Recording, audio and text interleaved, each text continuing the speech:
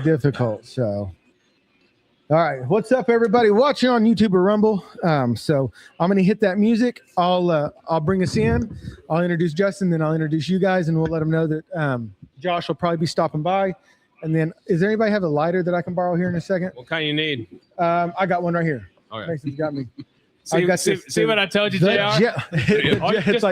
Just ask for a lighter. Coming out everywhere. Yeah, everything. And I am going to say, I almost downloaded the bit that says Showtime for, is it Beetlejuice? Beetlejuice. But I wasn't that creative today. So, but all right. So I'm going to get the music going and we'll get started here in 3, 2, 1.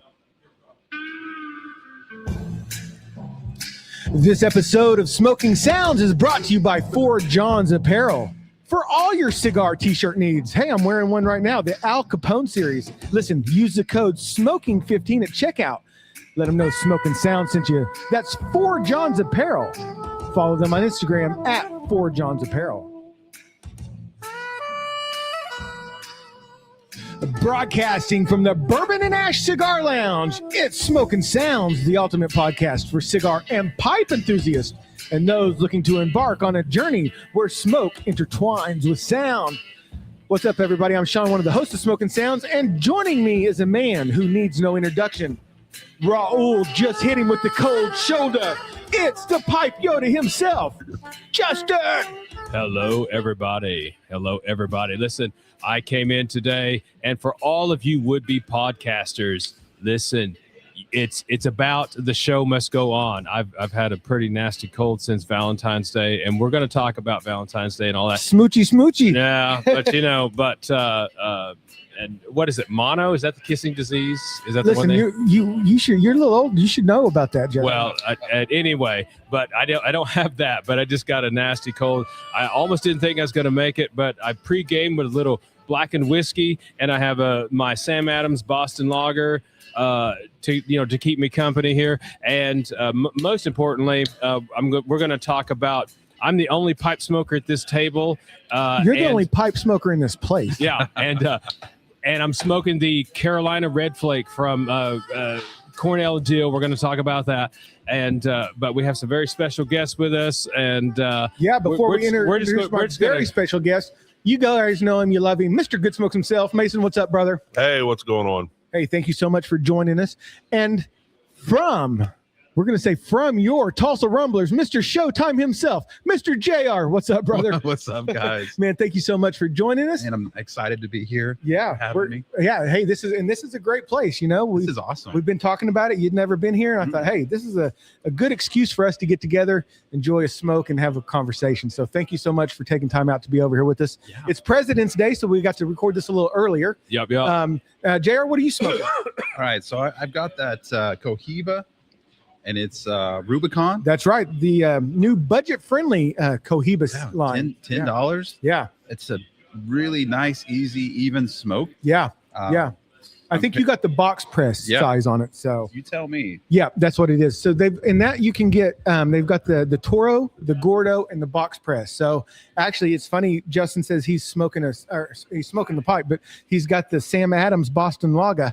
When I was up in Boston, we we're staying in. I went into a humidor and they introduced me to that, and I couldn't believe that I could get a Cohiba under $20. Because Cohiba's a good brand. Mason, what do you got going on over there, brother? I got the Espinosa La Raña, the orange labeled one. See, I've had it before. It's a really good cigar.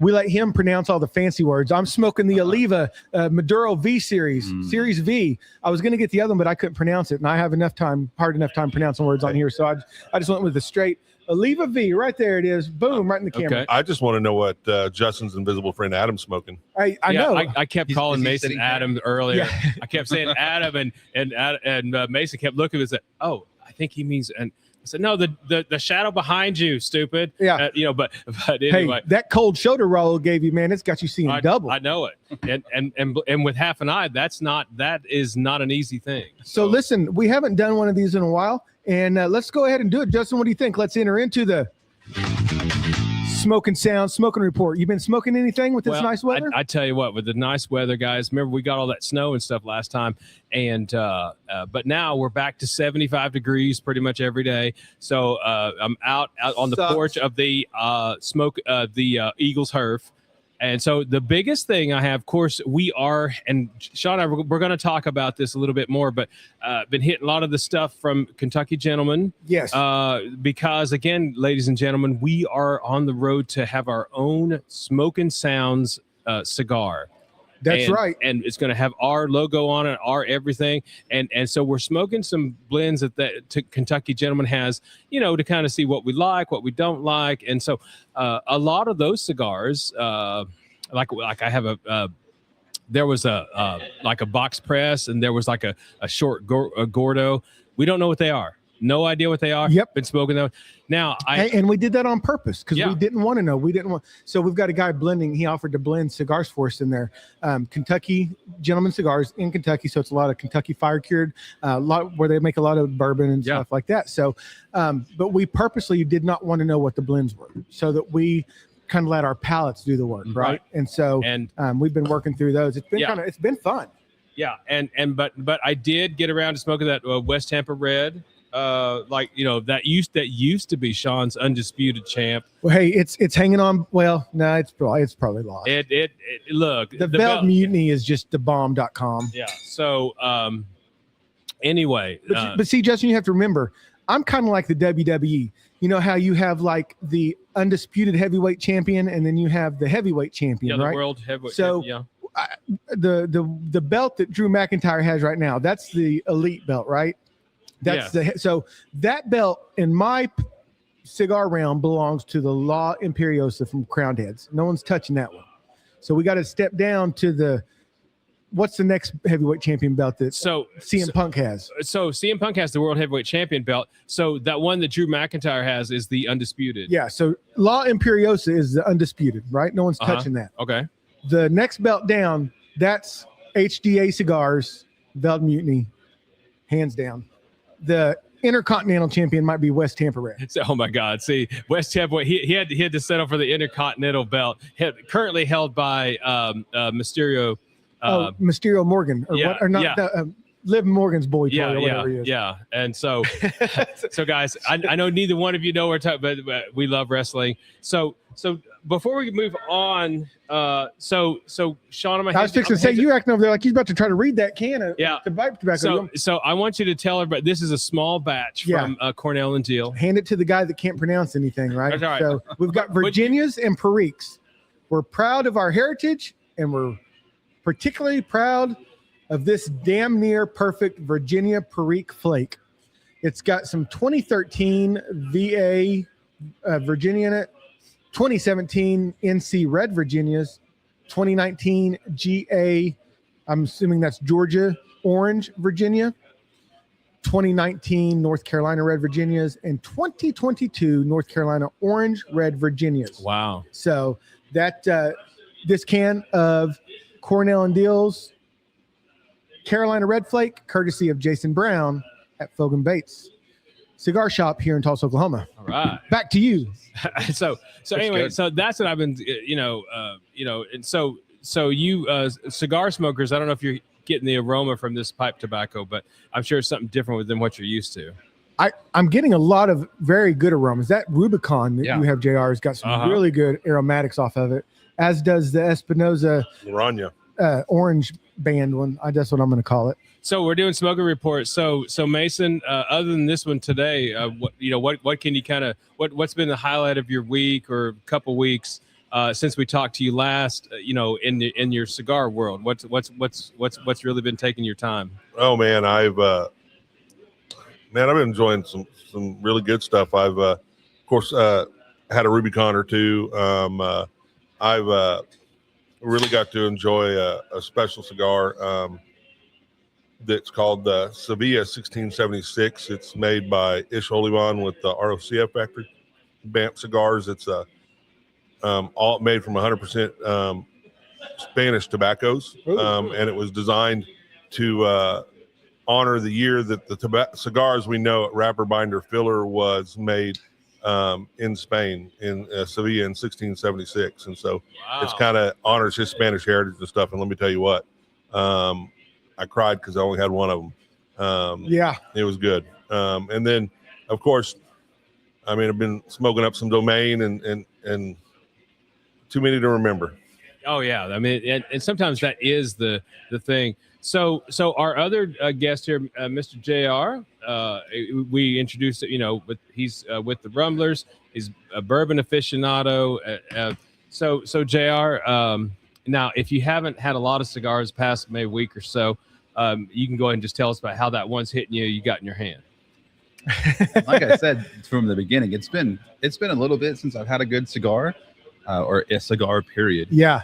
And this one is so smooth.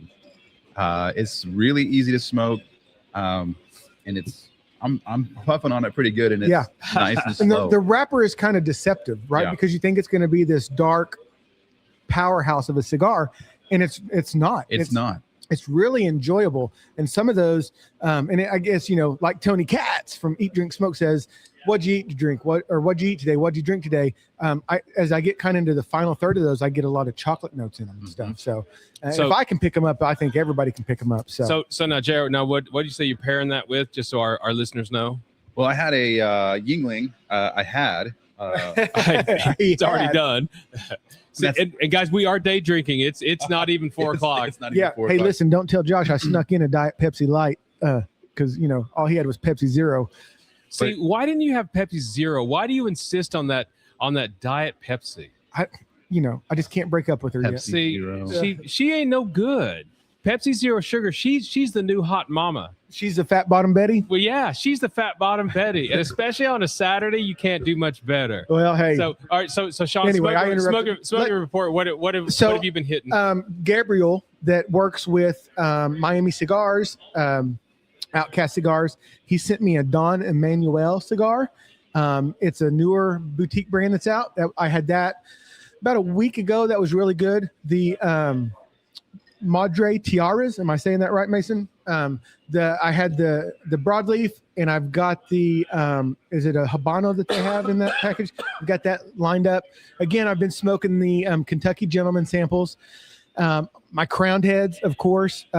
When we just went to Jacksonville, and I was fortunate enough to stumble upon Second Wind Cigars. If you're in Jacksonville, make sure jump in, say hi to Pete and Joe, tell them Smoking Sound sent you. It won't get you anything, but just tell them that. But they had the crowned heads, Juarez, Willie Lee's, and that's my favorite Vitola in that cigar.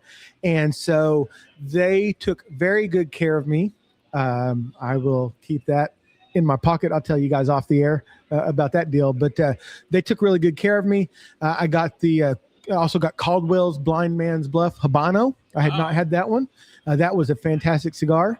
And then one night in Jacksonville, I did something I have never done before in my life. Oh, no.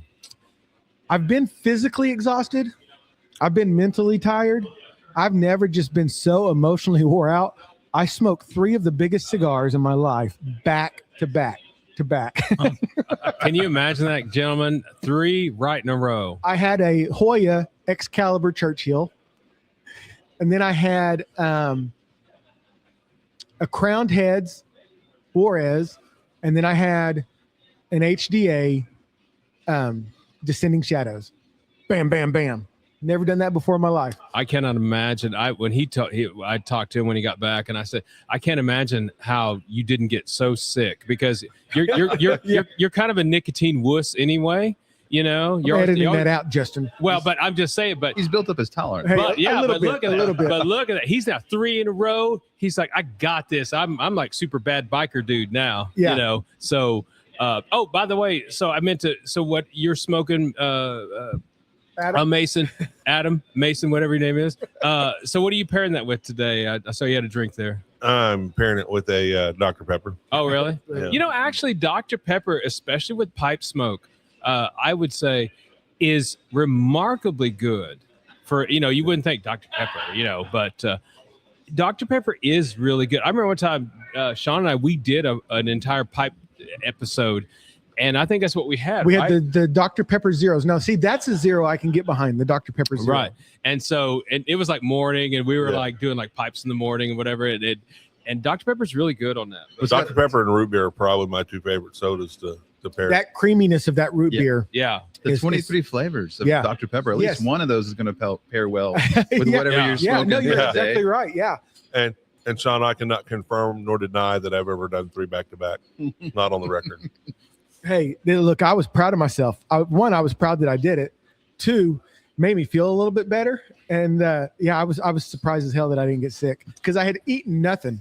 Like, wow, I did that on an empty stomach. So I thought maybe I deserved the belt for the day for doing that. So, ladies and gentlemen, again, do not try that at home. We do not recommend that at Smoking Sounds. We recommend you smoke a cigar on a full stomach, if when at all possible. Do not try this on the playground. This is just our silly host going crazy. But I do the same stuff. I do the same stuff. All right, anybody got anything else? If not, we're going to get out of the Smoking Sounds Smoking Report. Brought to you by Bourbon and Ash Cigar Lounge. Why not? We're here. We're hoping Josh will get a chance to come by, tell us a little bit about some stuff coming up, but it's Monday. So not only is he working the humidor, he's also behind the bar. I saw him tie his shirt up in a knot a second ago, so he can show his belly button off.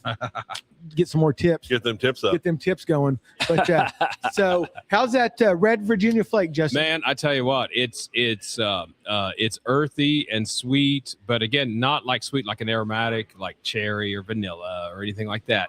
This is like sweet. It's like sweet, almost like sweet grass, but it's not really a grass. But it's more earthy. But it's like earthy, sweet grass. The aroma is good. The retrohale is absolutely fantastic.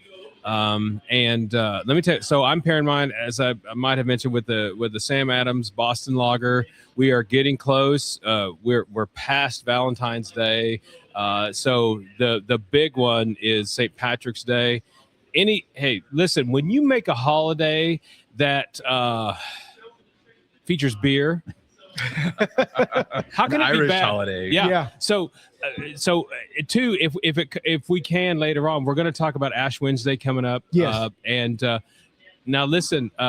Anyway, but you know what else Valentine's Day means? What's that? Pitchers and catchers report. Mm-hmm. It's the start of the new season. We'll say go Cubs.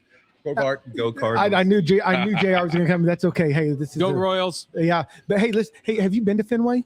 I have. We went. Well, I didn't get to go inside because obviously it was after. But is it just me? Is there a feeling? Talking about Ash Wednesday and stuff. But is there not a feeling? I feel like that's the same feeling I had at Wrigley. Yeah. Right. Like there's something that's spiritual about it almost. Right. Like we were there. It was October and they were in the playoffs and they weren't at home. So we did the tour and everything, saw the red seat and right field and all that. Uh-huh. But even when you're walking behind the big poster, seeing all the signatures on the wall and everything, it's like this weird. Look, I got goosebumps just as talking about it because look at that. And there's a restaurant that has the window in center field that you can look through and stuff. But we went to the pro shop and bought some stuff. But there's no other two places in Major League Baseball that you're going to get that feeling, right? Because that's the last of the two after Yankee Stadium. Yeah. And because when we were in New York, we were right outside Yankee Stadium. I didn't get off the train, but I could see it, from the train stop. And it's beautiful, but that's not Yankee Stadium anymore, right? That's not where Babe Ruth played, because Wrigley Field's where he called his shot, right? So there's in Fenway, Ted Williams and Yastrzemski, and they have all the statues outside. It's just I don't know. It just did something to me. Like I've got to go back. Did you get that same feeling when we played in Iowa? I did, yeah, because there's something. It's this reverence, this spiritual, magical, right? And yes, Field of Dreams was a movie, but it was the ghost of baseball past and all that, and that's kind of what Wrigley and Fenway is. It's the ghost of. There's no other fields that Babe Ruth has played on besides those two. And did you hear about our trip coming up in August to Cooperstown? Right?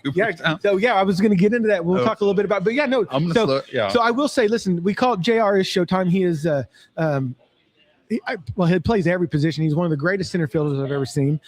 So we'll kind of tell me a little bit, or tell us and all the listeners kind of what your baseball career has been from high school to now with the Rumblers. Obviously we love the Rumblers, but tell us a little bit about how you got to the Rumblers.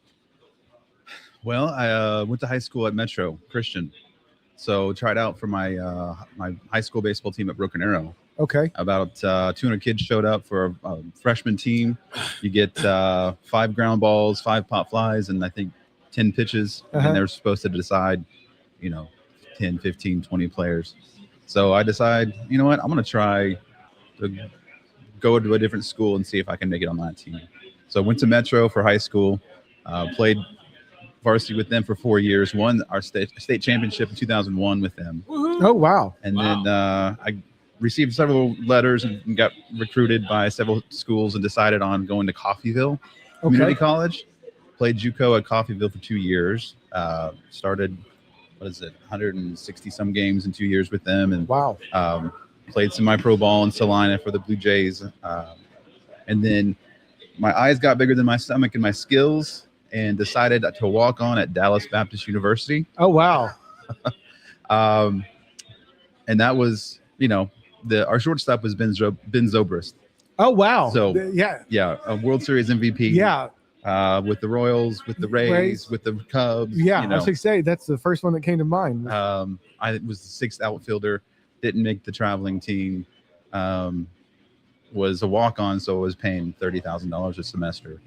And so my mom got sick that July, and I decided to just hang him up then, and played slow pitch for 10 years after that. Yeah. And then Josh Kempf actually worked with my wife. That's right. Yeah. He was telling her about this thing that he started, that they were doing. Like, we're doing this Sandlot baseball thing. You just come and have fun and play. And she's like, "Oh, my husband plays baseball." He's like, "Oh yeah, really? Yep. He knows how to play baseball?" Because not many of us did. Yeah, believe me, guys. If you want to come and try out for the Rumblers, the fact that you've not really played baseball before is not a prerequisite. Right. That's not going to hurt your chances. Nope. It's just love for the game. That's right.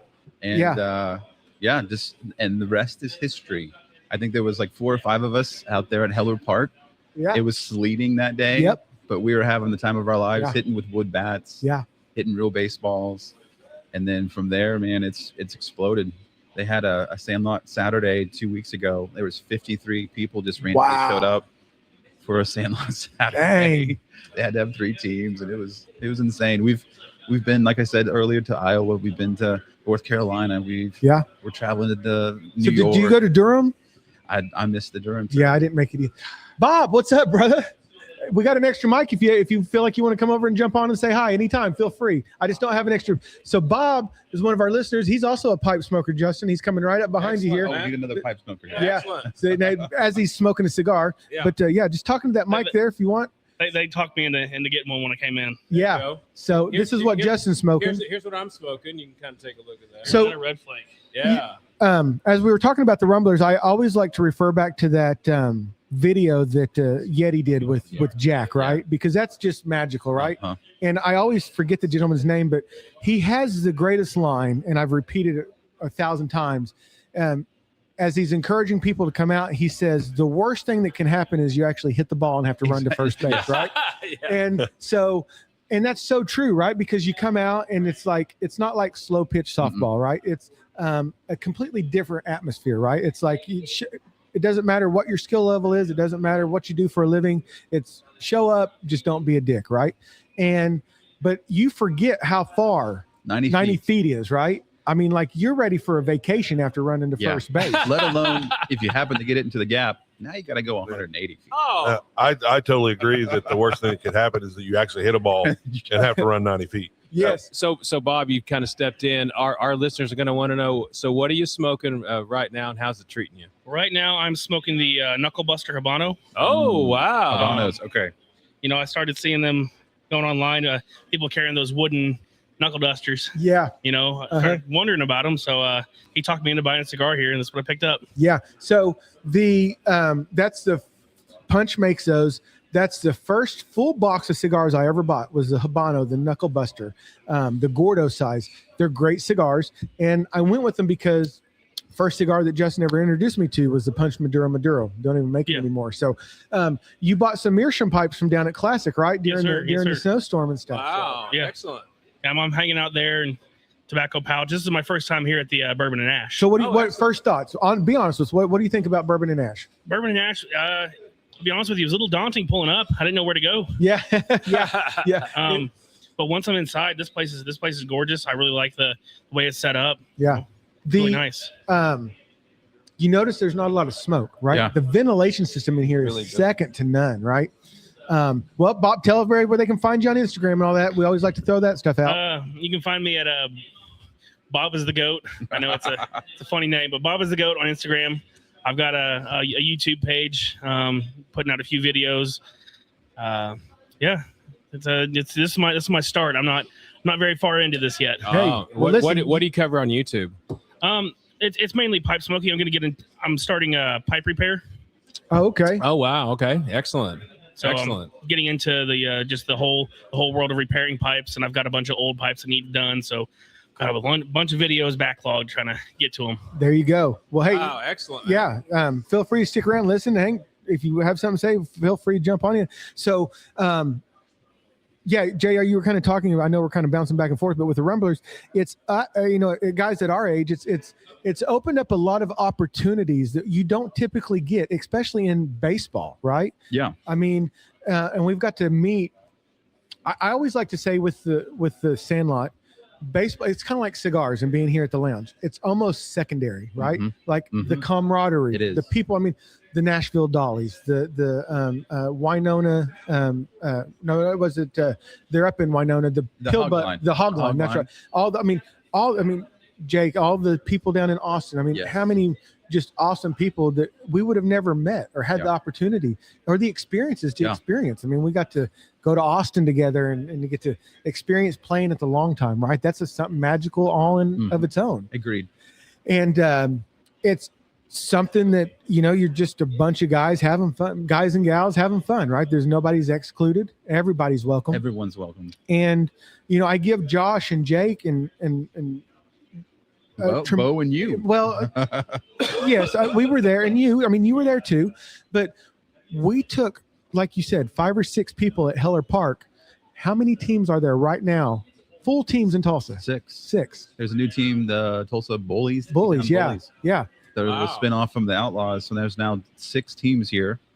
Oklahoma City started kind of like a few years after we did. I think they've got the Luckies and the Woodies and the Good Timers and that's Dallas. I mean, we got to play at Driller Stadium. We've got to play on professional. Every year we played at Driller Stadium. Yeah, we were there. And the time, because it got delayed, and so we were there. I was there to see Sean, play at the Driller.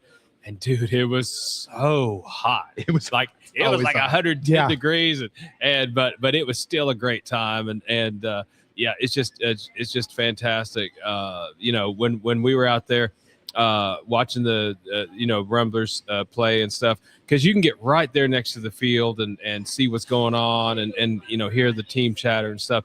It's just fantastic. Yeah. And Jake and they've really done a good job of paying homage to baseball of the past here in Tulsa, right? Lacey Park because of the T-Town Clowns. And I mean, Robert is, he's the last surviving member of the Clowns. Throwing out of first pitch in a couple of different games. Yeah. That's incredible. And the Drillers have started wearing the T-Town Clowns uniform. I don't remember them. They may have done that before, but I'd like to think we have a I think, look, I'm going to say that 100% we do, but that's all Tulsa history, and if you go to Lacey Park, there's, before we were there, they had no new construction, no new houses built. Right. And since we kind of took over that park, there's at least 5-6 new homes. Yeah. There's a new track around that field now.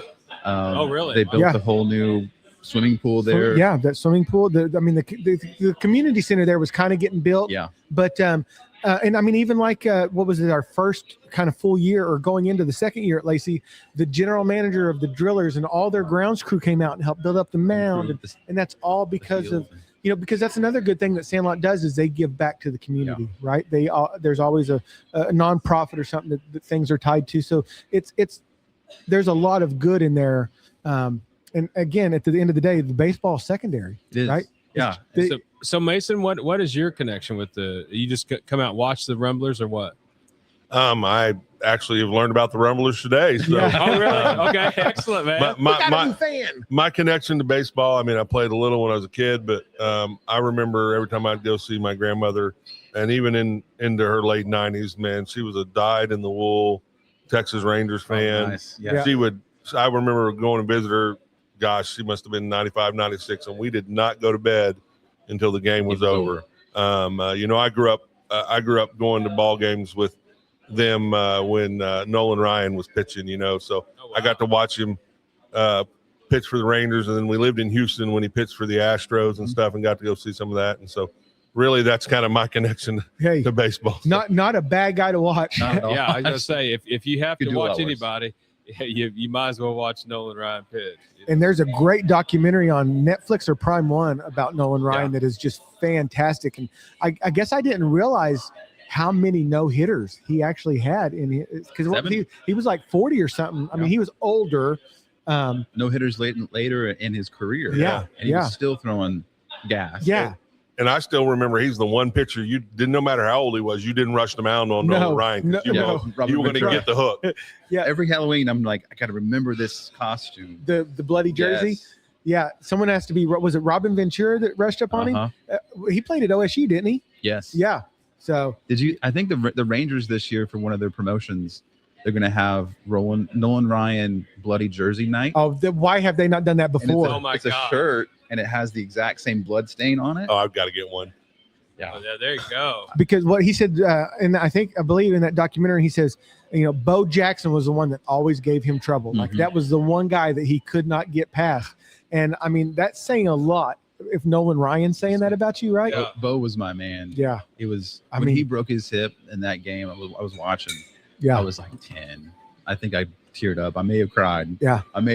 Got emotional because he was never the same after that. No. And it's funny because him and Brett Favre both had the same hip dysplasia. The exact same. It makes sense though. Yeah. It makes sense. But Favre just never ended his career. Yeah. So as a quarterback, he could do it. So also JR, so you're also quite the bourbon aficionado. And this podcast is certainly no stranger to bourbon aficionados. And so I don't know. Again, I know you don't have too much experience with cigars. You're kind of getting into it. Yeah.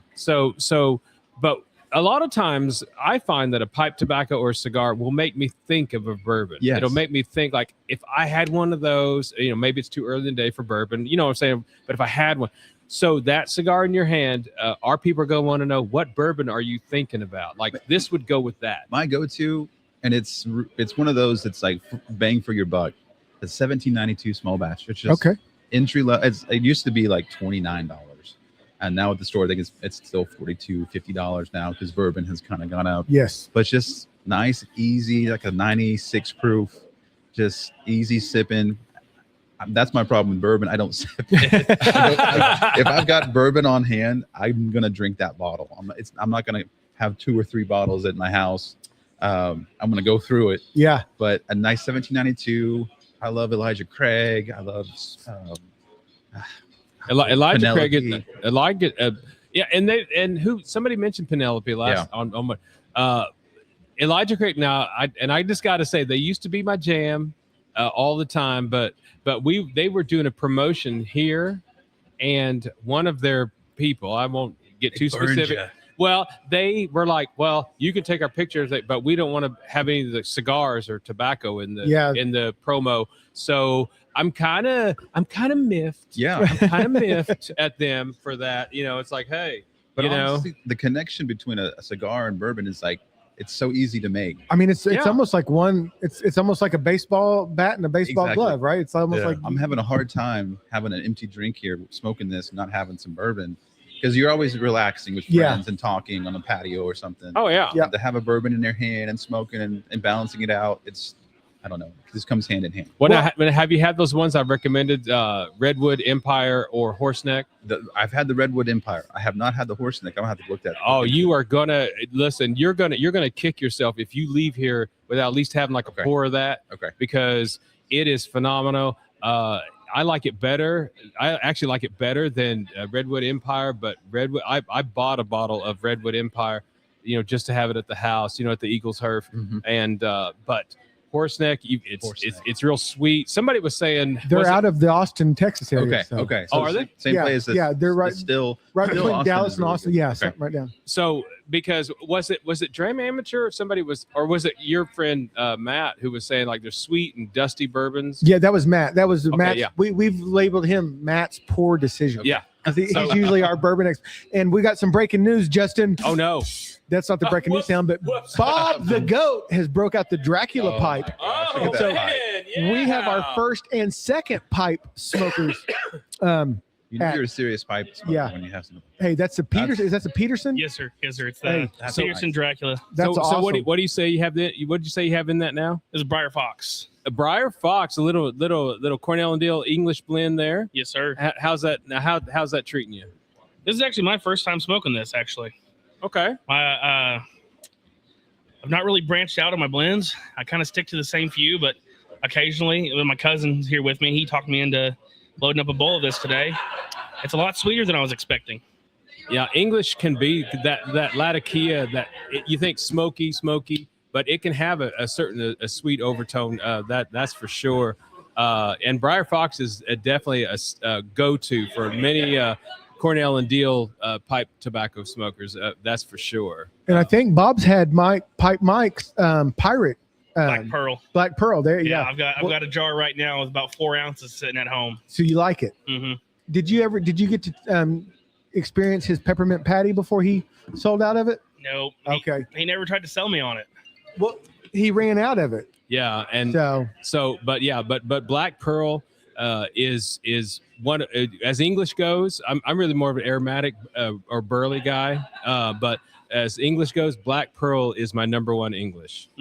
To be sure. And yeah, the more you age that, the better it gets. So tell me, guys, what's the pros to like having a pipe? What's different about? That's what I was going to ask you if you'd ever had a pipe. So these gentlemen, Mason, do you ever? I think we've asked you this before, and I played with a pipe when I was younger because I thought it made me look cool. Yeah. But really never learned much about it. I recently started following a couple people. Like there's a guy out of Tennessee that makes handmade pipes, Grant Batson. I started following him because it's cool what he's making, watching him make the pipes and stuff. Yeah. But I haven't gone off that cliff yet. Yeah, Grant Batson's one of the great American pipe makers, pipe artisans. You know, because got all these Italian artisans and different countries. But as far as America goes, Grant Batson's like our, Grant Batson. I think Nate King are the two. Yeah, I've heard of Nat King. So, JR, re-ask your questions because I stepped over that, but I want to let these gentlemen answer that because they're going to. I feel like it's more of an immersive experience because you've got your tools, you've got to load it. It seems like you have so many more flavors that you can experience. Bob, I'm gonna let you take this one first, and I'll jump in. Well, as far as flavors go, it's kind of like the cigar thing. You got your flavored cigars, and a lot of people have some thoughts on flavored cigars. I love them, by the way. I love them. I have no problem with them. And as far as tobacco goes, you get a lot of your aromatics, which are going to be more of your flavored. They're going to be cased in, liquors and molasses and vanillas and all that kind of stuff. And then you get into your stronger blends like your Englishes, which come with a lot of Latakia or Latakia.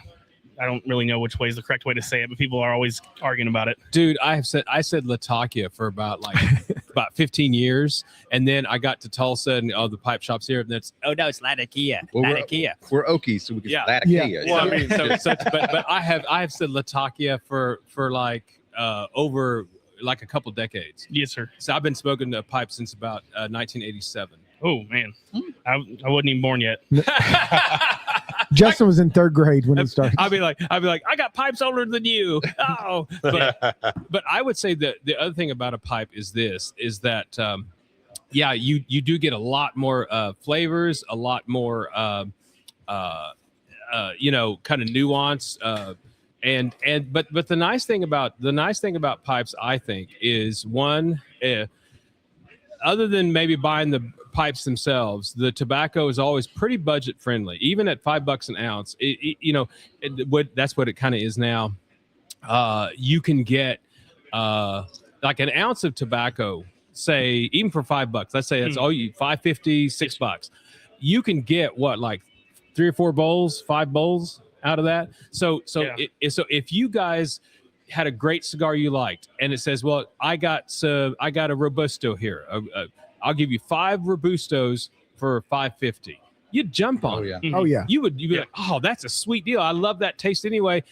5 for $5.50. So but you're right, JR. You pack it, you tamp it again. You sometimes relight it. Yeah. And now I will say this: if you don't talk too much, like myself, because I've smoked a pipe for so long, usually I only relight. I only light twice. I toast. I toast the top, and then get that, and then and usually I don't have to relight again. Yes, sir. Yep. It's very ritualistic. It's right. It's you kind of have your own ritual. Yeah. People have, like, I've seen they've got these like leather things that they take their tobacco out on, and it's like, it's a whole, I'm not patient enough for it. Like, I have several pipes. I love it. I like to just grab, cut, and go. Yeah. It's like, I just don't have the time to sit down, and I guess I do, but I just enjoy the hell out of cigars. Yeah. But a pipe is a nice change of pace, especially to me in colder weather. Mm-hmm. I think the trade-off you have with cigars and pipes is the patience of sitting down and having to pack a bowl and all of that, which you get the speed of being able to just clip and go, and cigars it's gonna taste, what you want. Who blends what, you're going to get the same great taste every time, and you're going to pay a bit more for it, versus if you're willing to sit down and take the time, you're going to pay less. Not for the pipe. For the pipe. This pipe is probably the most expensive pipe I have, and I think Mike talked me into paying $180 for it. Yeah, Petersons are not cheap.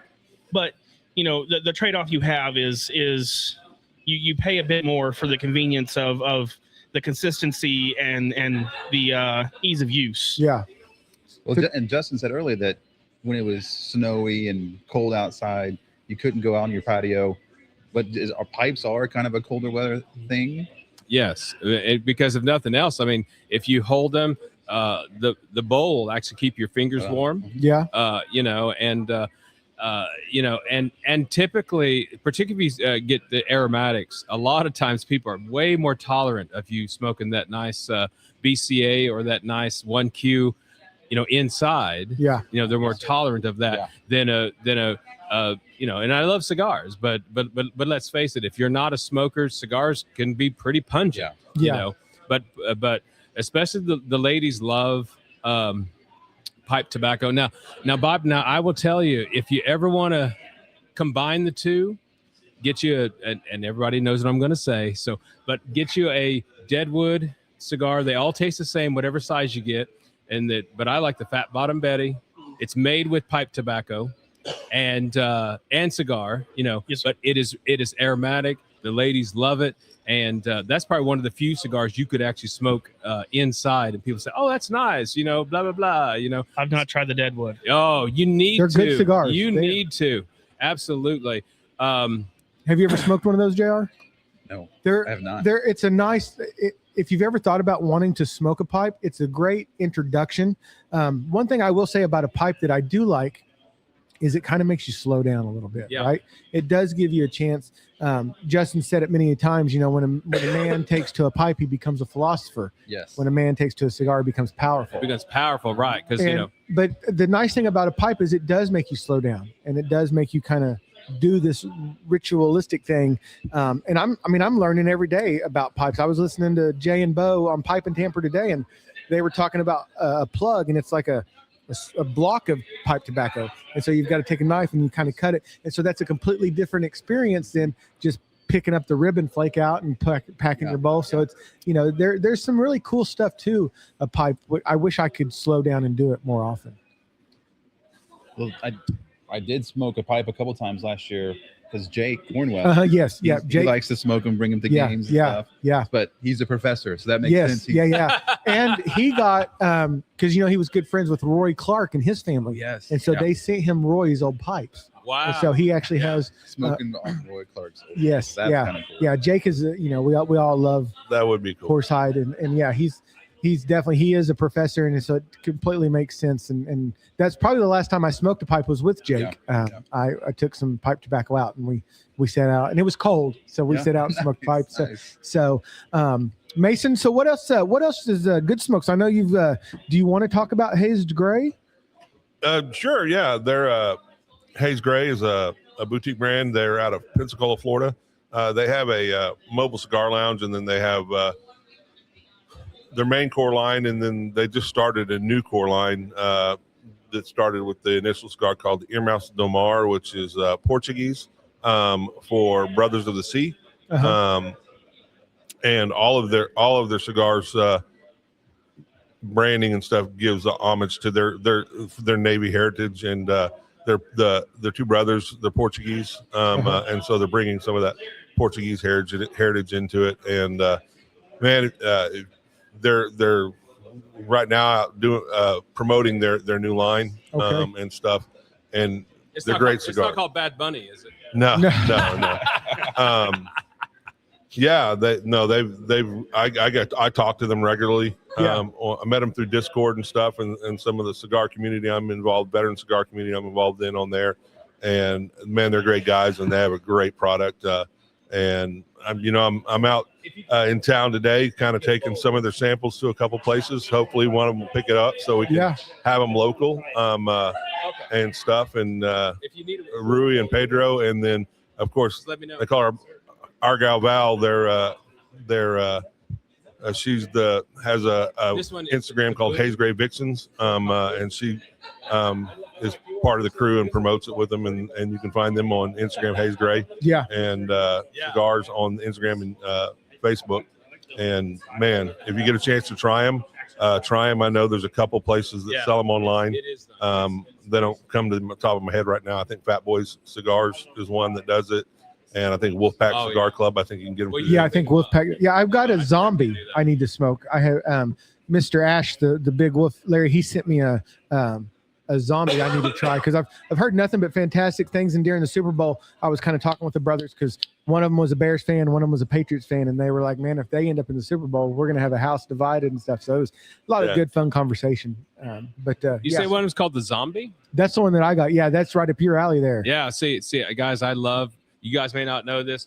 Our listeners do. So the zombie genre is one of my favorite genres. And you can hear a lot of that on YouTube and read a lot of like creepypasta and stuff like that. And, just have that. So anyway. So you still enjoying that Rubicon over there? It's still... I still have quite a bit to go. Yeah, it's a fantastic cigar. Like I said, I've had the Gordo and the Toro. I actually, out of the two, I prefer the Toro a little bit better. But I'm gonna have to pick up one of the box presses to kind of see what I enjoy about that.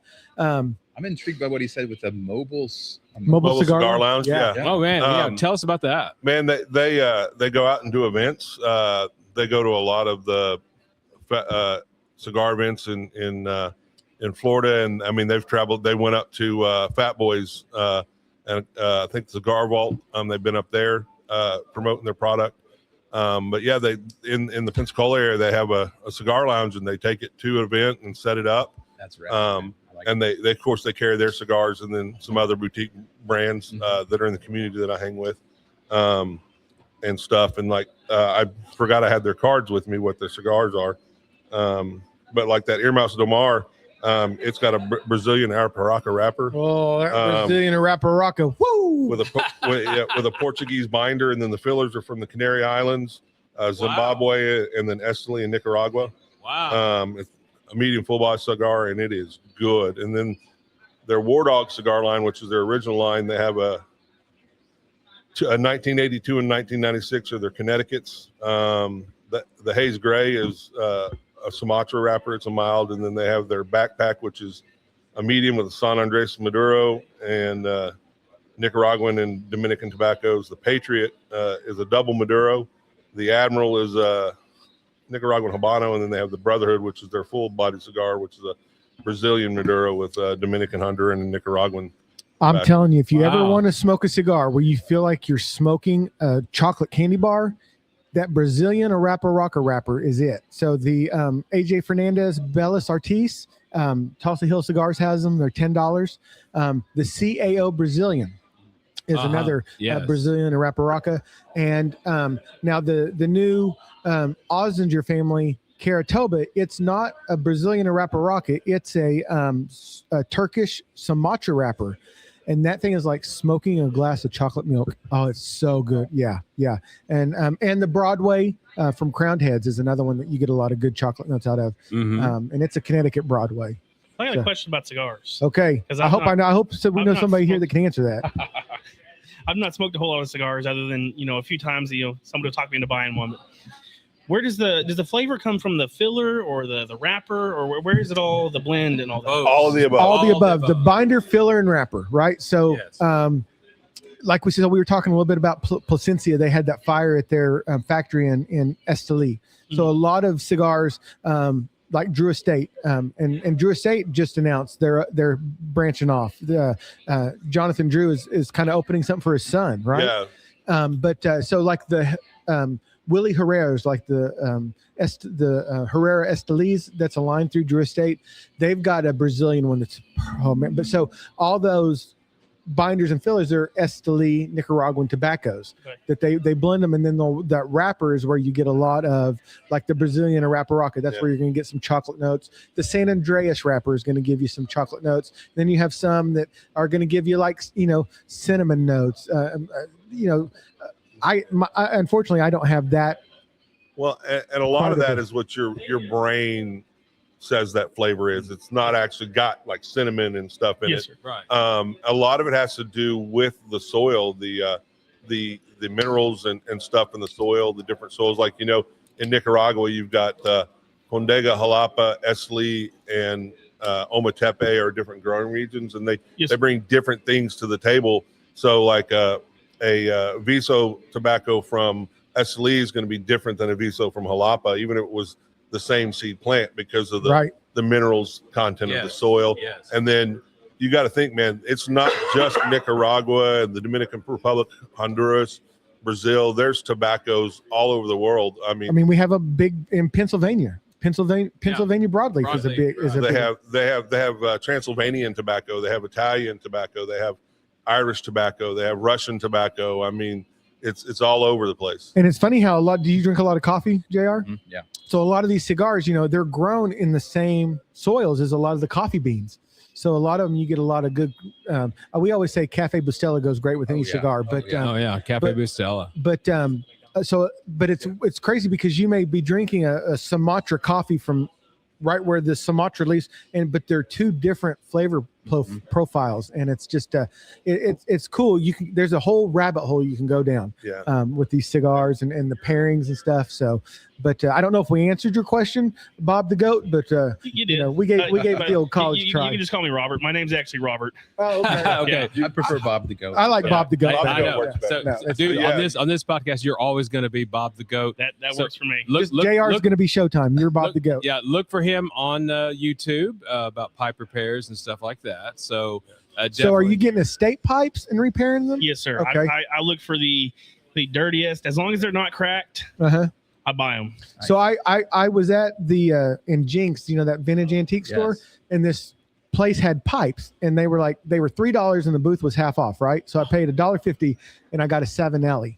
Wow. So somebody doesn't know what they're selling, is what it sounds like. Yeah, it was 100%. Someone just either bought it. Someone's grandfather passed away, but it was like the pipe had hardly ever been used. Oh, so. Oh man. Yeah. So You're living my dream out there, man. Hey, I don't ever use it. I should, but it's a beautiful pipe. I didn't even know what it was. Actually, one of the guys I work with, I had it at work, and he goes, "You know what this is, right?" And I was like, "Yeah, a state pipe." And he's like, "No, this is a 7L."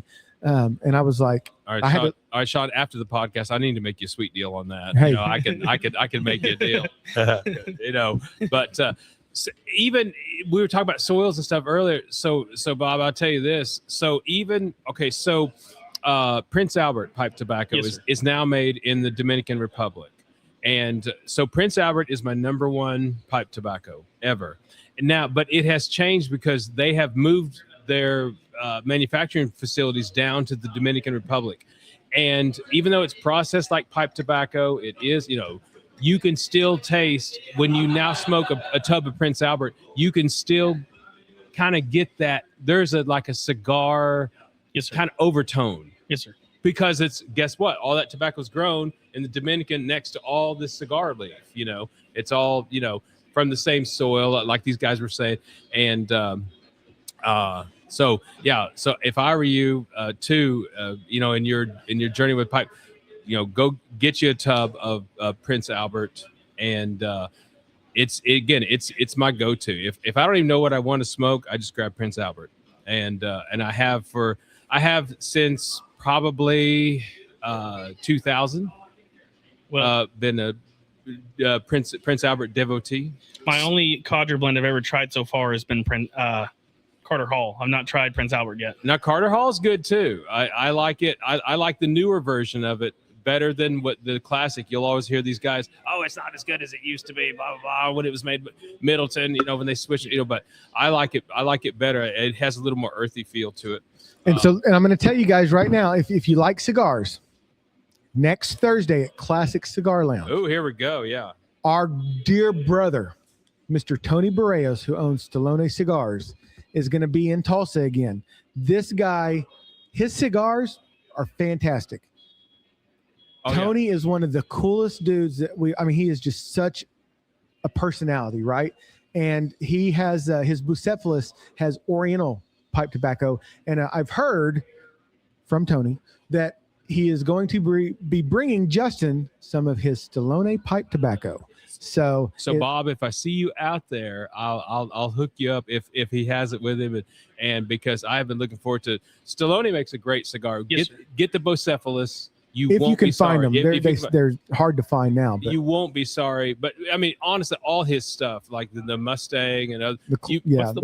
What's the maker? It's Stallone. Yeah, Stallone cigars. And so what Tony is he breaks horses and stuff. He grew up, his grandfather was a grew pipe tobacco, and he kind of transitioned into cigars. But like Tony worked with the TV show Yellowstone with their horses and stuff like that. But this guy is just phenomenal. His cigars, he's got a San Andreas.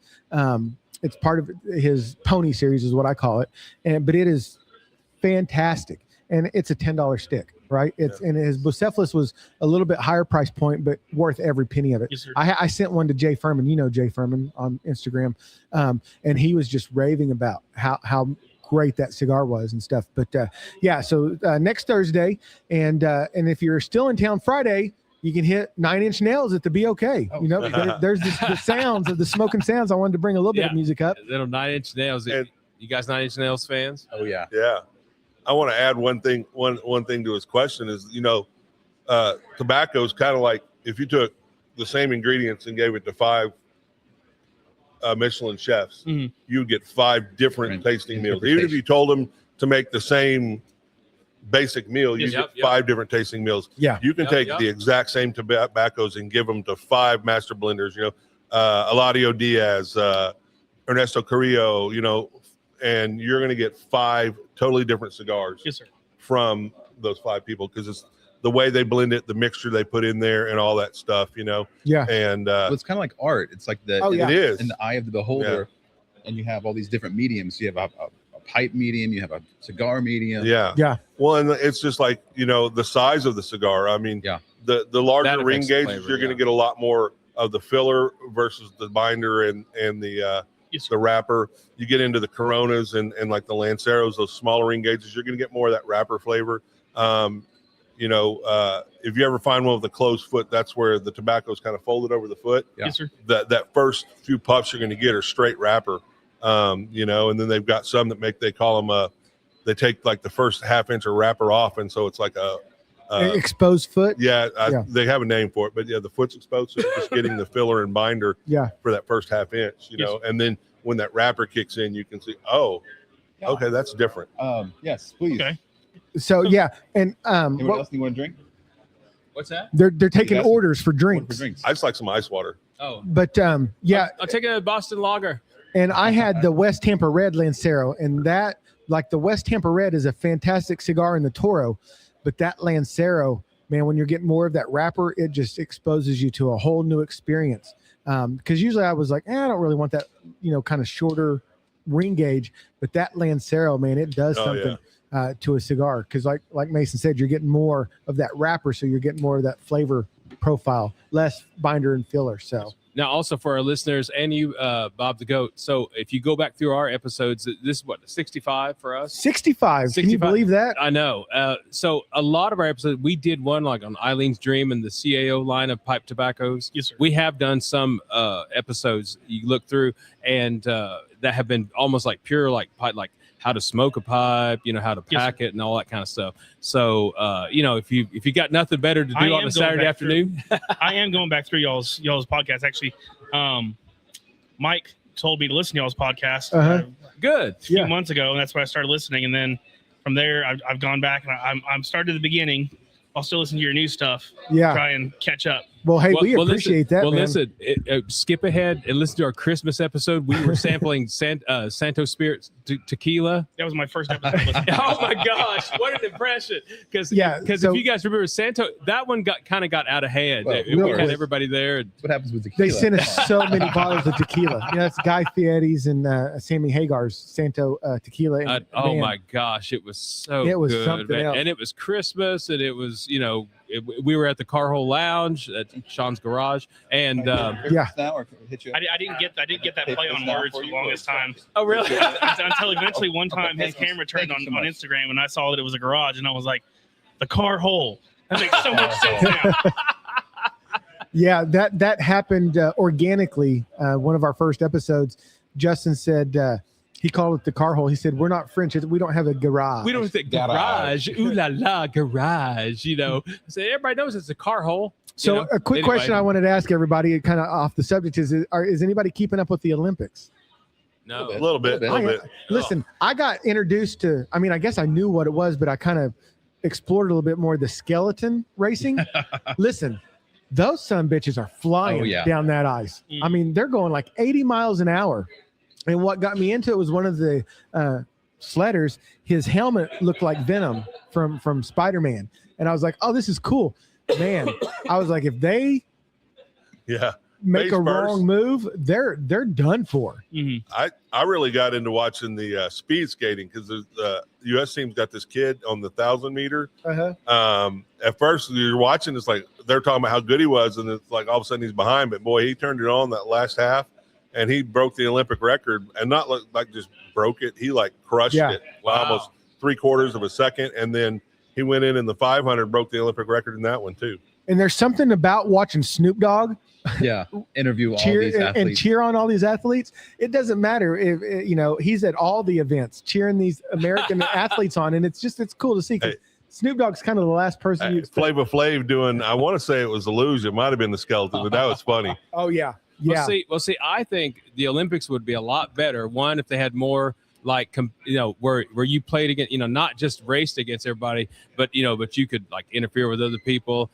But the thing I would do most about the Olympics, I would eliminate the silver medal and the bronze medal. That's for losers. Just gold. Just gold. You either win or you don't. If you're not first, you're last. Right. Hey, look, me and my beautiful bride, we're going to take up curling. That looks like something that's the sport that we could actually get into. And I think they have like a curling club of Tulsa. Yeah. Really? Yeah. It's kind of like pickleball. Wow. Yeah. So it's funny. Like we forget, like every 4 years, we're like, oh my gosh, they're going down this hill on their skis at 80 miles an hour. Yes. And then we see all these athletes skating and everything. And then it's over and we forget. And then 4 years later, you're like, oh my gosh, these people can do this. Yeah. Like the cross country skier he's doing essentially a 6-minute mile. Yes. Yeah. In skis, uphill, in the snow. It's just. Well, it's like those guys that do the biathlon where they ski and then shoot and ski and shoot. I tell you what, I was hanging all my hopes on Lindsey Vonn on the downhill. Oh man, she took a wicked. She tore out her ACL like a week before the Olympics and still showed up, and she made it to the finals. That's got to tell you something. And then she crashed, and man, I hear she's getting better. They were doing the 4th surgery this weekend. She broke her tibia like in 3 places, and man, because she was 10 years ago was like the one. Yeah. And there's a guy for our U.S. men's curling team. I actually sent Bo, that's on Pipe and Tamper. I was like, dude, did you shave? Because he's got like long hair. He looks like he probably smokes a pipe or cigar when he's not curling. And curling is a sport that you can like smoke cigars and like you can still go out there and perform. It's like the winter it's like the winter version of pickleball, right? Right. Yeah. Wow. Okay. Yeah. And I don't quite understand how you score, but it's just fun to watch. It's like shuffleboard, like you're A little trying bit, to get into the center, but the broom and everything, and you're on the ice. And yeah. But it's like smoking a cigar is really social. Yeah. So for me, like playing golf, Yeah. is out there and golf and cigars goes hand in hand too. Okay, Right? I so- usually play better. So I'm rooting for Olympic beer pong. Come on, that That would be a summer Olympic sport. okay. Yeah. Brought to you by what is it? New Story Brewing here in Tulsa. We'll have to see if we can get them to I start tried up. a new story, a beer at the Classic Cigars the other Yeah. day. Oh, Was did it you the, really? was it the Mexican lager or whatever it was? That's the one Justin drank at the. I think so. Oh my Costa gosh, Carilla. it was, That and it dark- was fantastic. That was dark not Mexican expecting it to lager be they as good make as is it was. amazing. Have you Yeah. had their beer? No, New Story. Yeah. They're downtown. I think they're over by the where they had the storage, the boxes. I think Yeah. I've seen Yeah. their building. They look like they've got a pretty neat place, and they've got a taco truck in their yard. So And I can't think beat Josh is about to start having them on tap here too. New Oh Story. wow. It's really cool. Yeah. Yeah. So JR, I wanted to ask you, kind of going back to bourbon. So price isn't an issue here. Is there like a dream bottle? Because I know a lot of people say like what is it, Eagle Rare or Stag, or I'm learning a little bit. Jason, the Dram Amateur, has taught us a little bit. But is there a bottle that you're just like, this is kind of like my bottle that I want to? What, the very first bourbon I ever had was the Pappy Van Winkle, like the family Oh, wow. reserve. It was for a bachelor party, and they pass it out in these little goblets and everything, and everyone's like sitting there, and I just go, and everyone just stands and stares at me. I just shot like probably $20 worth of bourbon so, without appreciating it. It's like you see the picture of the can of you got your Coke, and you got some ice in it, and you got your bottle of Coca-Cola and the Pappy Van Winkle next to it. You're like, Wow. you're doing a mixed drink with Pappy. But anyway, that Pappy, of course, is everyone's like, oh, to each green his own, bottle. right? Yeah. But like, I really enjoy Whistle Pig. Like the Boss Hog with Whistle Pig is probably really high up there. Okay. It's like Blanton's Gold, Weller Foolproof, just something like that, or Elmer. What is it? Stag is good. Is it Elmer T. Lee? What is that? Oh yeah, I know who you're talking. Yeah. I know who you're talking about. Taylor's another one I hear a lot. Yeah. Let's see, what's another one that Eagle Rare is always one. Yeah. But yeah, we're learning about them, and there are some serious bourbon hunters out there that they those allocated bottles It's are challenging to find those allocated. You just got to get in good with your local shop. yeah. There's one close by me, CJ's. You can put your name on a list whenever they get that allocated in. Call you first on the list if you're a good customer. So I've gotten several bottles of Blanton's and Eagle Rare from them.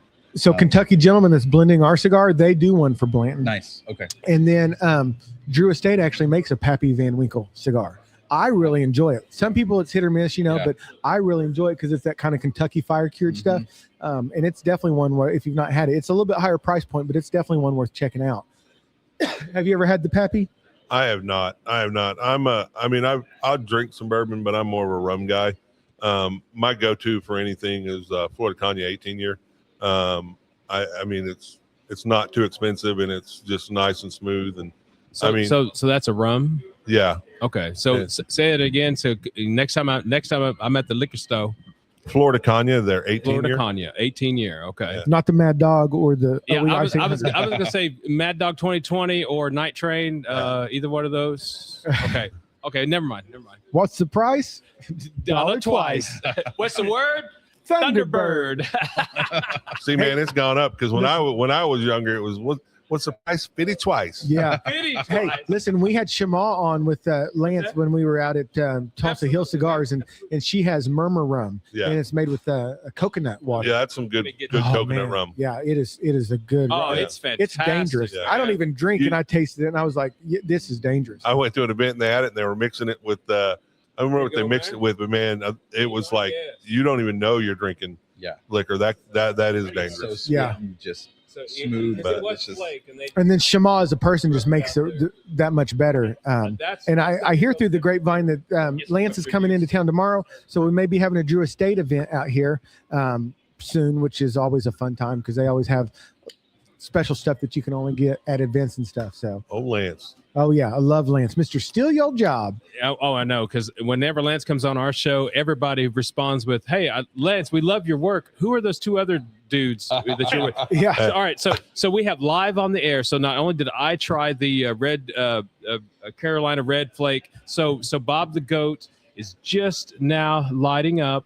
I want to get Bob, when you're ready, I want to get your first impressions. You've never had anything like this. When you're ready, let us know what you think. This Oliva V Maduro is a fantastic cigar. It's not an overpowering dark wrapper cigar. It's just treating me right. Now, I was always a fan of the Oliva Series G. Yeah, that's a good one. Yeah, Series G is kind of a classic, and it's always been. Hey, look at that! My beer got magically refilled. Look at that. But he put it on my blind side, so I didn't see it at first. Hey, I want to jump back to Lance being in town. I want to start a trend on Instagram. Every time you see Pedro from Drew Estate post something about being somewhere, in the comments, tag him and Lance and say, "Hey, you need to come with Lance to Tulsa." Yep. We need to get Pedro to Tulsa. Yep.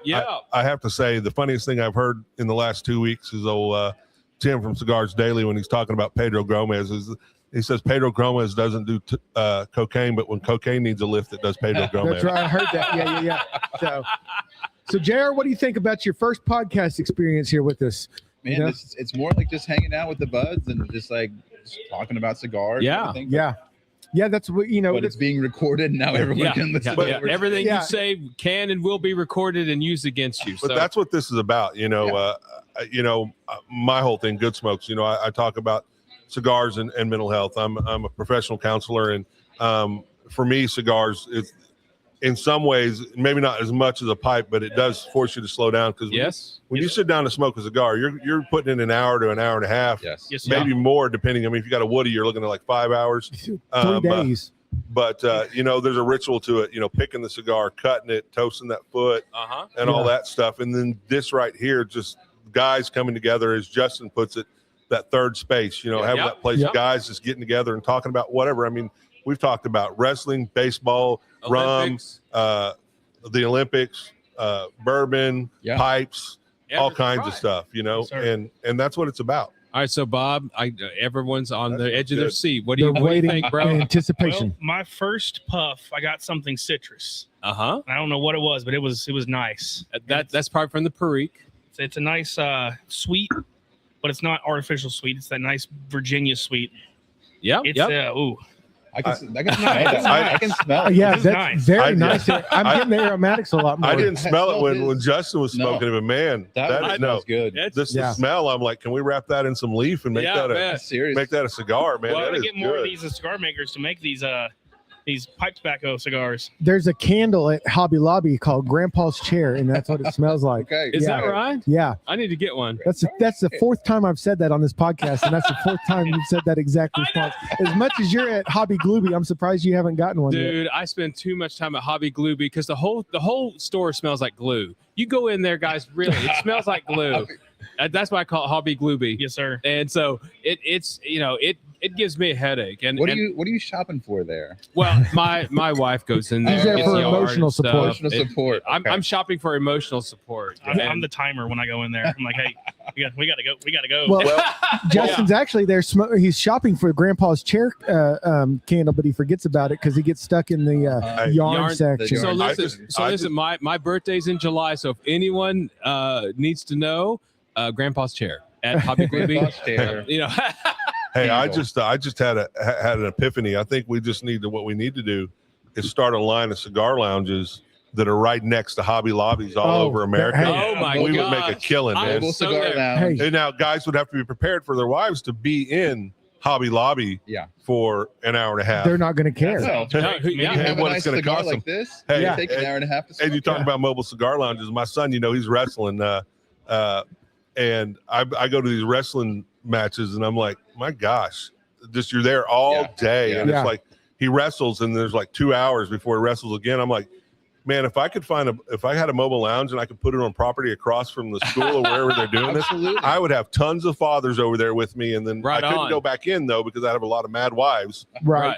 But you could make a killing over there. Well, see, man, I'm no good. I was going to say, what's his ring name? You know, what's his interest? Have Flow Sports on the TVs in the mobile lounge. Yeah. What Matt's on? Oh, he's match 55. Here you go. Yeah.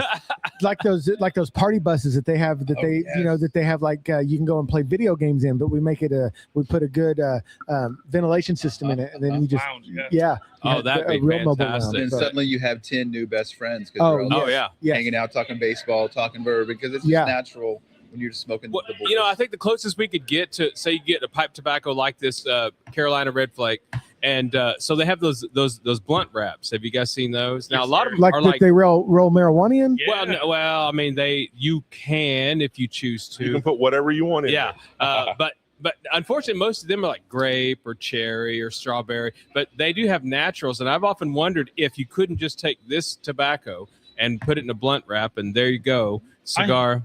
I have heard of guys smoking pipe tobacco like cigarettes, rolling paper. And my guy Ish with Bamp Cigars, he has one he calls the Hollow Point, and it is a wrapper and binder that's hollow that you can put whatever you want in there, whether it's broccoli or herbal products or pipe tobacco, and smoke it. Yeah. Right? Yeah. If you want to smoke some oregano, you can put it in there. And he's got them in like a Corona size and then like a Toro size. And you need to hook us up, because I would love to put this in a cigar and kind of see how it does. I've already thought about getting with them and getting a couple so you could try it. Yeah. So okay. So you have your assignment, Good Smokes. You have your assignment, homework assignment. Yeah. So all right, Justin, let's go around the table. What have we forgot to mention? Well, again, we're just past Valentine's Day, and we're kind of moving on. So just remember, the end of this month is Elimination Chamber, WWE. So keep up with that. And again, I tell you what, I will just talk about this Carolina Red Flake. Now, guys, if you can't find this, it's a small batch from Cornell and Deal. Listen, these small batches come back around over and over again. I mean, I've seen the Beast since we smoked it on the podcast. It's been around another time. I saw the Beast come back around. So just write that down and keep an eye out for Cornell and Deal. Carolina Red Flake. You've heard the response about it and all that. So we'll go around the room here. So Bob the Goat, any passing thoughts, and remind people where they can find you. Well, you can find me on Instagram at Bob is the Goat. Same on YouTube, although it's spelled a little bit different on YouTube, but still easy enough to find. I do have one thing to mention that just try to get this out there. The Tulsa Pipe Club meetings, they're a monthly thing. Yep. We got one coming up February 28th. You don't have to join the Facebook group if you don't want to, but just show up and join us, and we're always happy to see new faces. And we're so happy that Brian's doing a lot better. Yes, sir. Yes, sir. After his medical emergency. Yeah, all of our thoughts and prayers go out to Brian and his family. Those of you who don't know, he had a pretty major massive heart attack. So he's had to kind of recover from that. I doubt he's been puffing on much lately, but we wish him a quick, because Brian has been such a good friend to me and Sean for years and years and years, So thank you, Bob, for kind of bringing them up. And so who's running that? Is Brian still kind of running that, or are you in charge? Oh, I'm not in charge. No. I think Brian is still in charge. He'll probably be out for a little while, obviously, with recovery. But just kind of as a whole, we're coming together, and even when he can't be there, we're still going to try to meet up and find times to do it. Excellent. Yeah. All right, Mason. What can we expect from Good Smokes? Break us off. Oh man, New Year. Getting ready to ramp into Men's Mental Health Awareness Month and Suicide Prevention Month and stuff like that. So lots of great content and getting ready to. When is that? Now you get me in line. April, May, June area. I don't have the calendar in front of me right now. And then I got some other stuff that's in the works that I don't want to talk about right now. But I do going to say there's going to be more content coming on Good Smokes YouTube. I think I've got a whopping 6 followers now. So if you want to come out and bump up my YouTube channel, it'd be great. Yep. Instagram's doing great. I think we hit over 1,400 followers today. Good. So Yeah. @good_smokes on Instagram. And I'm delving into the the world of Rumble, trying to figure that one out. So are we. Myself. Yeah, we just got Rumble. We're at Smoking Sounds Pod, and we're actually. I am not going to post the video of this on YouTube. This is going to go straight to Rumble, just because of the stuff with YouTube and Cigars. It's just it's so hard to get, and it's not that we're monetizing. It's just people being able to find your content and being able to enjoy it. So we're going to try to put this up on Rumble. Obviously, our YouTube channel or our Instagram's doing great. I still can't believe that many people follow us and think we're doing something that's worth listening to. So now, even at Rumble, it's at Smoking Sounds Pod, right? Across all platforms, we're at Smoking Sounds Pod. My beautiful wife is with Dirty Birch Media. We're going to be having a new website coming out, smokingsoundspod.com. More details on that to come soon. We'll have affiliated links and stuff. Our partners, people like Four John's Apparel, Cigar Bros Humidor. Was just speaking with the owner of that the other day. So a lot of cool things coming down the pike. PCA is going to be big for us. Yep. That's going to be a good time. So what about you, JR? What do you got? I'm just a normal dude. Like I don't have like a podcast or a YouTube channel. Hey, you got to come watch him play baseball. We can change that. So when is when's the Rumbler season open up or whatever? So people, so we can start hanging out back there. At what is it? Lacey Park. Yeah. So our opening weekend is going to be in Dallas. We've got a couple games one on Saturday, one on Sunday. There's a big event going on there. Lacey Park is in the process of being repaired. So that big, huge windstorm we had last year that they knocked down the backstop actually. So it was a 100-year-old oil pipe that was used in that backstop. It was a long time coming for that thing to be. Yes. So I believe they're going to try to reuse that. Yeah. They're going to the city's actually going to step up and help fix it. They say it should be done by April 1st. We'll see. Yeah. So that's exciting. But I just wanted to say that I wanted to give you kudos, Sean Cletus Jones. I passed out these pocket knives, these Rumbler pocket knives. We have our yearly end of year thing for the team, and we went around and I said something nice about everyone and passed that out. So saying something nice about you, just if you guys don't know, like Cletus is like the real deal. You're so intentional. You're so you bring so much energy. Really appreciate you inviting me on. Appreciate your friendship. And I hope you can get out and play with us this year. Yeah, I'm going to try to get out a little bit more this year. Last year, I kind of took the season off to nurse some injuries. And this thing is taken off for you. It really has. I mean, like I said, when me and Justin sat down to record our first episode, we didn't know where it was going to go. We didn't have any expectations. We just knew we were going to be us and be authentic and see where it went. And we have just been so welcomed by the cigar community, the pipe community. So JR, so you didn't say, so when is, Lacey's being repaired. So when can the Tulsa area, when can we all come out and support the Rumblers? As soon as we get our schedule set up. Okay, it's not set up quite yet. Yeah, with 6 teams. And we also play at Reed Park, which is in West Tulsa. Okay. Off of Union. So I would imagine. It's a nice park too. Yeah. I would imagine first week, second week of April, we'll have some home games. All right. Follow us at Tulsa Rumblers on Instagram. Okay. Excellent. Come out to a game and have some hot dogs and cheer on some old over the hill worn out guys. Because I can't tell you how many games I've watched and I was almost sober. And let me tell you what, the more beer you drink out there, the better the game is. Hey, I swear to God. And sometimes that's true. The experience of being at a Sandlot baseball game is you don't even have to be playing. Yeah. You still are going to get that camaraderie. I can't see the field, and I'm having like a great time. I'm like, we just got to make sure Justin doesn't get hit by foul balls. That's right. Because he had this like tarp over, and a foul ball came over, like hit the tarp, choop, choop, choop. Like, oh man, so that's it. But no, it's a fantastic time, guys. If you've never watched Sandlot baseball, you're right up with the players. You're right up with everybody. It's just it's like a picnic with a baseball game in the middle of it. Yeah. It's fantastic. And it's family friendly. I mean, you can bring your kids, you can bring your dogs. It's an experience for the whole family. Right. Everybody comes. And so first or second week of April, we're looking forward to that. We're all looking forward to baseball season. Go Royals. Mm-hmm. Yeah. We're going to see if the Cubs can follow up on that season that they had last year. That was kind of a fluke. So we're going to hope it continues. The Cardinals are rebuilding, so you don't have to worry about them. Hey, I thought the Cubs were rebuilding last year, and they made a nice little run. Little PCA shows up. Hey, I'm telling you. Yeah, Matt Shaw is going to be big for you guys this year. Yeah, and we got Bregman. Yeah, so you signed Bregman to a huge deal. And I think they kept Darby, and I hope there was some talk about maybe them getting rid of Nico, but I think they're going to hold on to him. Now, I'll tell you, pipe smoking and baseball go right together because pipe, again, you have to be so patient. Yeah, there's so much to do. It's a long 9-inning game. Yeah, and baseball takes forever. So I'm on Sirius XM. I follow all the baseball stuff, right? And you listen to those games, like, if you can catch one, like turn it on in the middle of the day. Usually by the time you go home from work, they're almost done.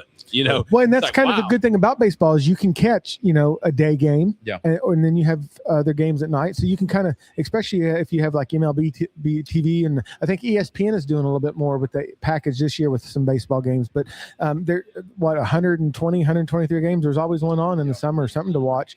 Spring training's even kind of fun to watch, because you kind of get to see some of those players that are developing that you don't typically get to see. And don't forget, of course, Oklahoma City Thunder are defending world champions. Yep, JR's got the hat on right there. Yeah. Oh yeah. I can talk to you about some Thunder basketball. I was going to bring them up earlier with Matt Pinto on the radio there, and that's how I experience all that. So it's fantastic. So we're going to see. I honestly, to repeat in NBA, like what the Bulls did back in the day is unusual. So, but I'm still just love the Thunder. SGA comes to play. So. SVG, as I like to call him.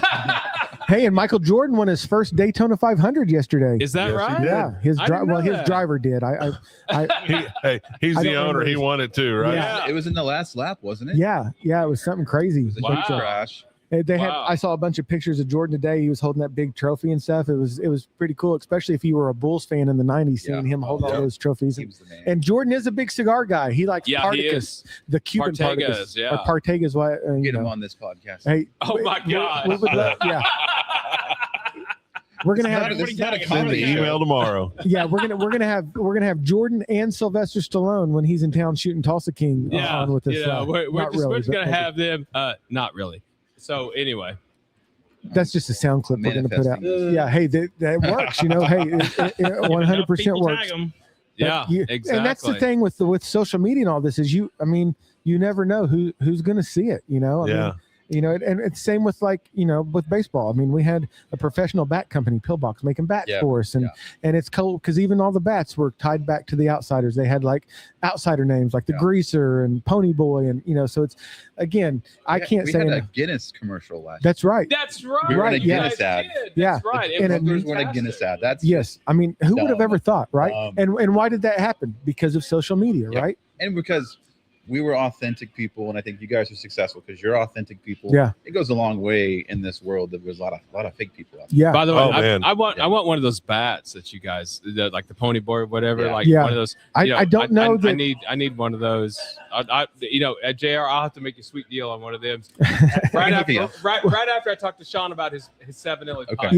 Yeah. So, all right, Justin. Well, listen, we're at an hour and a half. Let's we'll go ahead and that was good. Yeah. Well, no, and seriously, thank you so much for taking time out of your day and this has been so great just to get to hang out with you. I know. It's been way too long. Yeah. And we didn't even get into insurance or any of that stuff. So we did that on purpose. Thank God. Hey, we saved insurance in the Thunder for a note. So JR would have to come back on. Isn't that safe for the conversation with politics and religion too? Yeah, that's right. Exactly. That's right. So, I'm sure that includes insurance. Nowadays, before you wind it down, I want to reiterate. JR said, "Man, you two guys are just authentic and real," and that's why I think y'all have gone so far with your podcast. And I think it's great what you do, and you bring people in. And Justin always says it's not a competition; it's a community, man. That's right. Yeah, well, and you're part of that. And you and Bob, I mean, we're here because of this. Right. I mean, just me and JR met through baseball, and that's how I knew he smoked cigars. Right.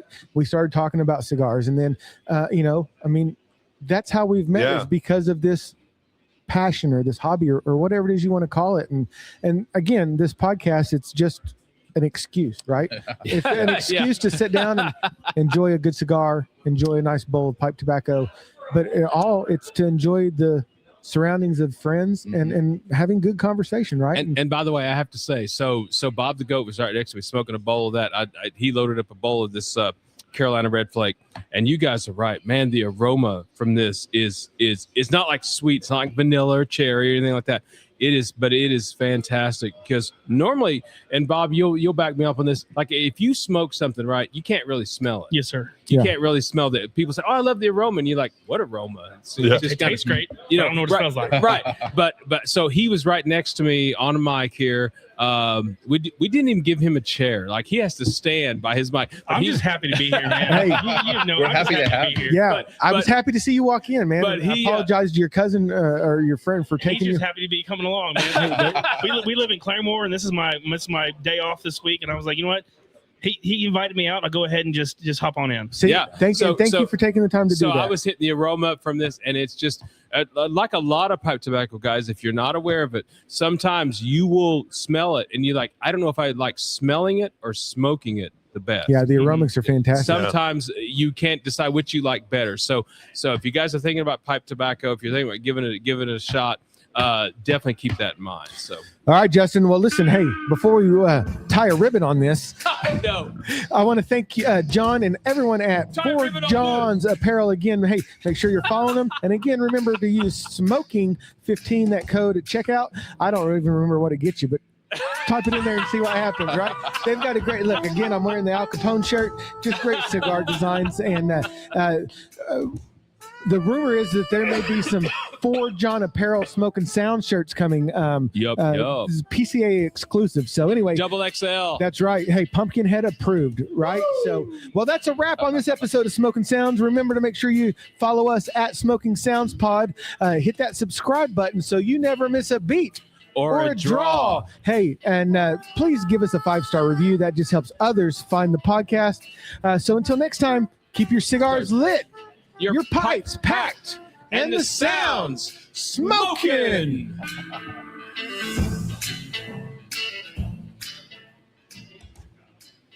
Boom, we got it. Wow, that was awesome. That was fantastic. You guys, all of you guys just did great. Man. Thank you. Just fantastic, man. And see,